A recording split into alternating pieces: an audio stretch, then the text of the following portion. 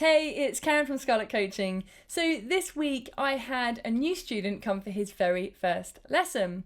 As we were getting to know each other, I was asking him about his previous singing experience and if he'd had any lessons. So he was talking about a teacher he'd had before, and one of the things that she told him to do was to think higher when he's singing low notes and to think low when he's singing higher notes. So when I asked him why, if he knew the reason, he didn't know. He said he thought it was to do with breathing and the column of air. Now, the reason I'm telling you this story is because knowledge is power. It's so important as a singer to know how to use your instrument and how it works.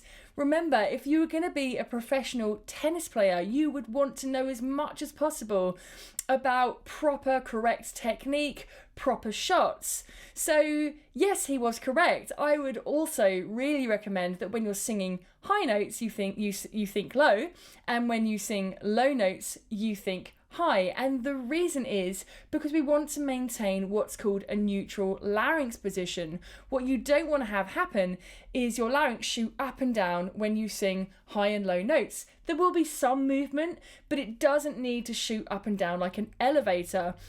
Now, when people sing high, if they're shooting their larynx up, what can happen is your voice can sound really pinched off, really strained. And that's because when you swallow, if you put your hand on your larynx there or on your Adam's apple, guys, you'll notice that what happens is your larynx goes up and then down. So when your larynx raises, that sends a message to your body that it's time to swallow. So what happens is what's called your constrictor muscles, the muscles responsible for closing off your throat so that you don't allow food or drink to enter your lungs, they start to squeeze. So everything contracts. Now this is exactly what we do not want for great singing.